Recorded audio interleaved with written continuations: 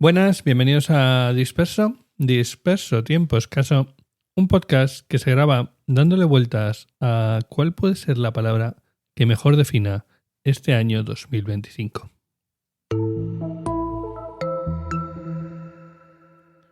Hay varias instituciones que se dedican a elegir la palabra del año.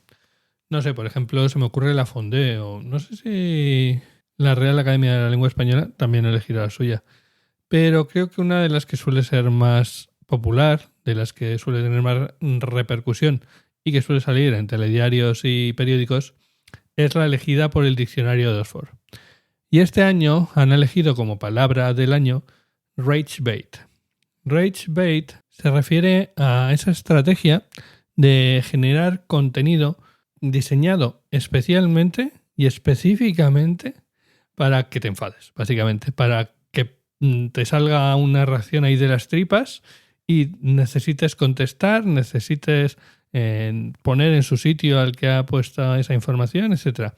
Que en realidad eso lo que hace es que tengas más interacción, que haya más movimiento y eso los algoritmos de las redes sociales populares es lo que premian, que una publicación tenga movimiento a su alrededor, casi más que tenga likes. Si una publicación es compartida, es respondida, etcétera, va a subir como la espuma en la red social que sea. Y entonces, digamos que ha surgido una estrategia alrededor de eso, de soltar declaraciones polémicas, declaraciones que sabes que van a, puestas de cierta forma, van a hacer que la gente se enfade y que empiece a interactuar con ello, que lo comparta por redes, por grupos, que te conteste con barbaridades. Pero el caso es que da igual que digan barbaridades, lo importante es que te contesten. Eso sería la elegida por Oxford.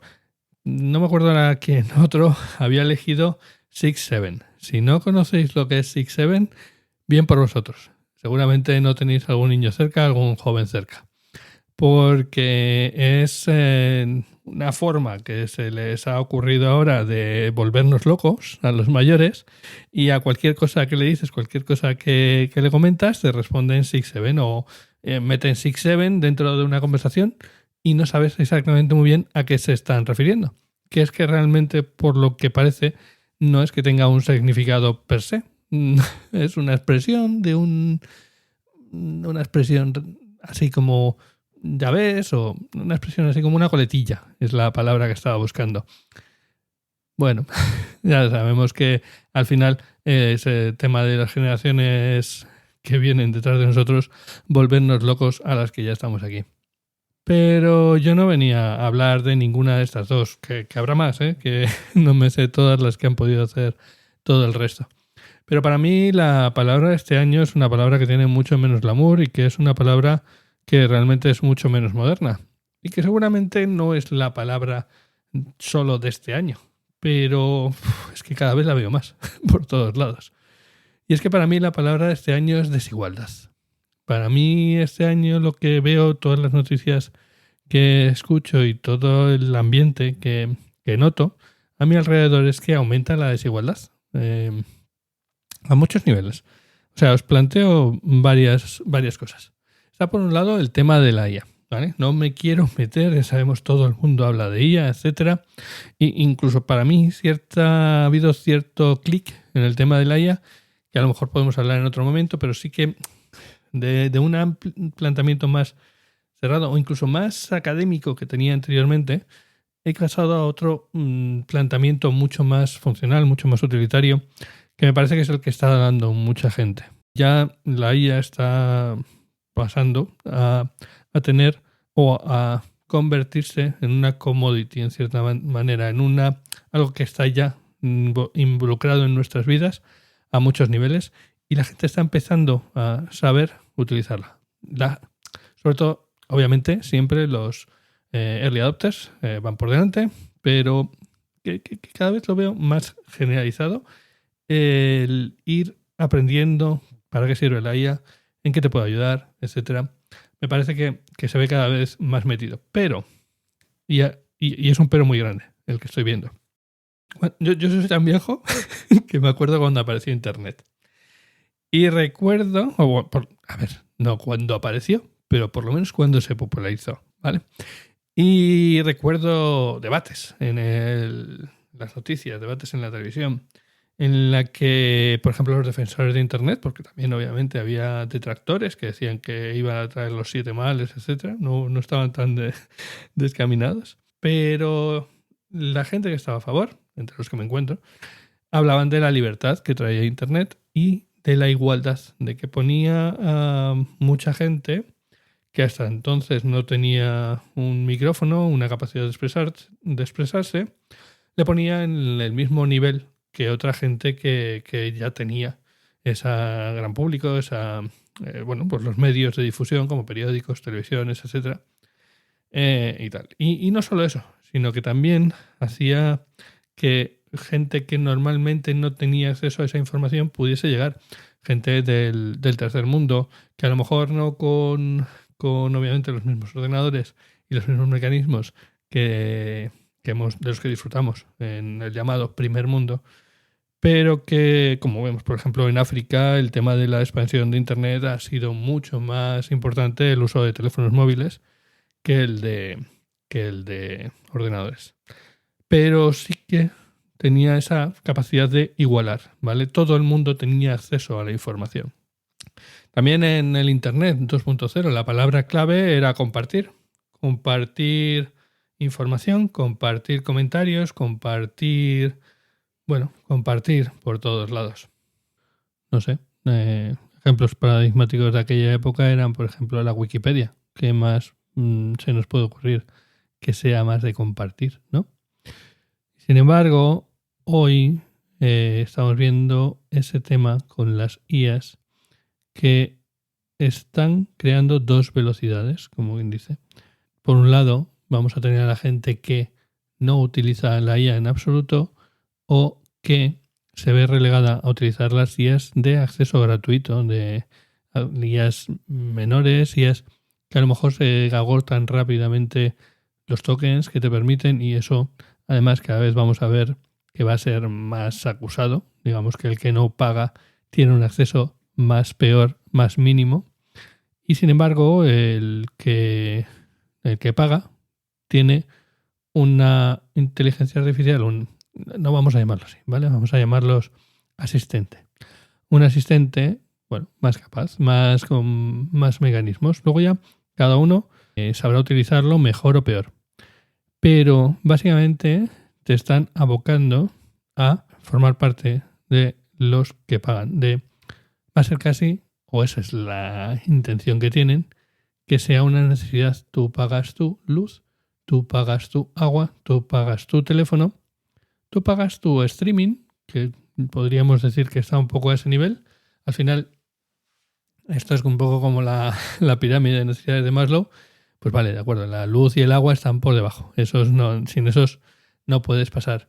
El streaming es a lo mejor un poco más accesorio, pero tal vez a ese nivel o un poco más arriba, pero estaría dentro de poco, si no ya, el tema de la inteligencia artificial, en el que si vas a tener que pagar para tener una inteligencia artificial suficiente para estar al nivel del resto, para poder hacer lo mismo que hacen los demás. Y eso también lo vamos a ver a nivel de trabajo. A nivel de trabajo, las empresas van a tener que incluir en sus costes los gastos de las inteligencias artificiales que van a necesitar para que sus empleados puedan desempeñarse en la misma capacidad que los del resto de empresas que lo usan. Y claro, si tienes un coste que tienes que cubrir, tienes que recortar por otro lado. Y ese recortar por otro lado puede ser perfectamente por el lado de los sueldos de la gente. O sea, daros cuenta, no estoy hablando de casos en los que estos asistentes, la mal llamada inteligencia artificial, sustituya totalmente el trabajo de la gente, pero incluso en esos casos en los que no está sustituyendo, está ayudando, está acelerando, está mejorando. Digamos que está potenciando, es una palabra más correcta. Los procesos va a tener un impacto a muchos niveles. Vaya perspectivas. Otro ejemplo que estamos viendo ahora mismo y que puede que sea circunstancial, pero a lo mejor no tanto. Hace unos años fueron las tarjetas gráficas las que subieron de precio por culpa de las criptomonedas, el Bitcoin y todo esto, ¿no? Al final, las tarjetas gráficas que normalmente se utilizaban para videojuegos y trabajos profesionales que necesitaban una gran capacidad de computación gráfica, por decirlo así, pues era el mercado natural de estas tarjetas. Los criptomonedas cambiaron eso completamente y hicieron que hubiera escasez y subiera el precio de las tarjetas gráficas.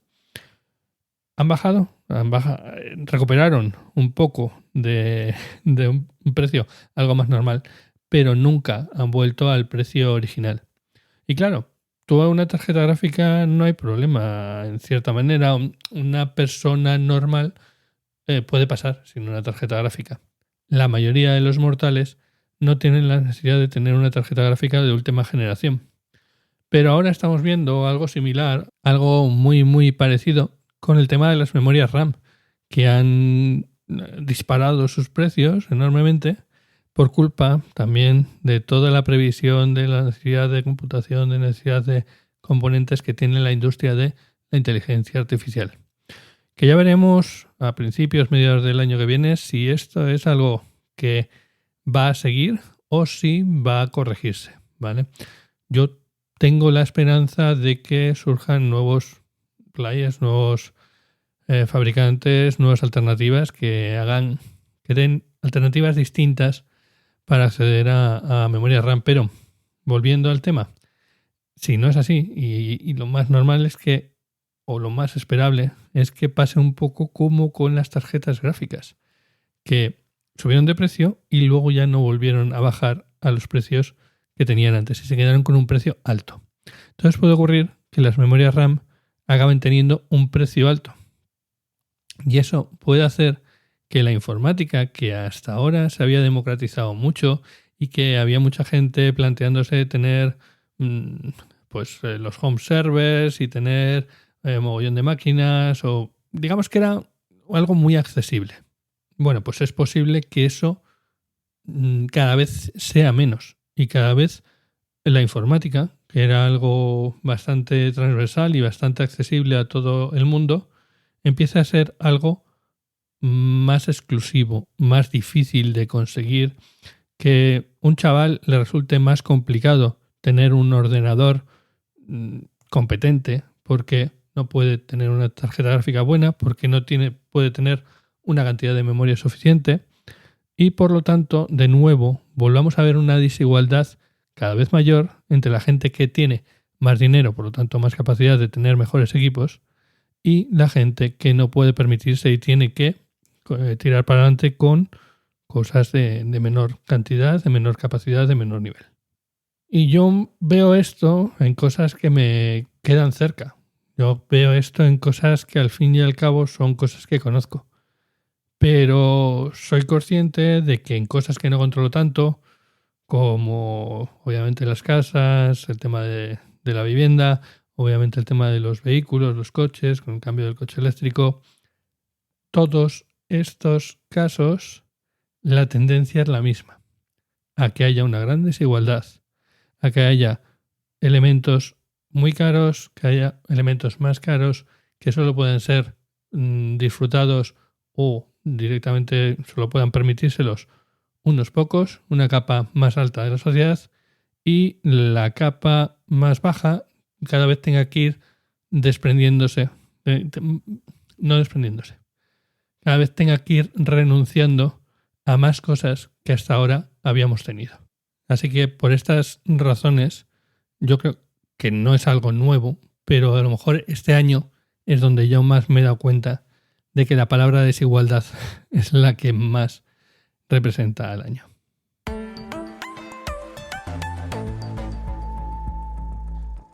Y con este bajonazo acaba este episodio del podcast, que hasta ahora estaba en mi cabeza y que ahora está dando vueltas en las de todos vosotros.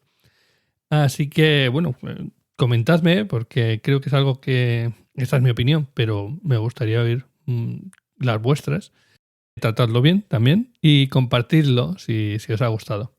Podéis encontrar los medios de contacto y formas de suscribiros al podcast en tiempoescaso.com. Y no sé ya si este va a ser el último episodio del año, pero es muy posible. Así que os deseo a todos feliz Navidad, buen año, entra y ya nos escuchamos el año próximo.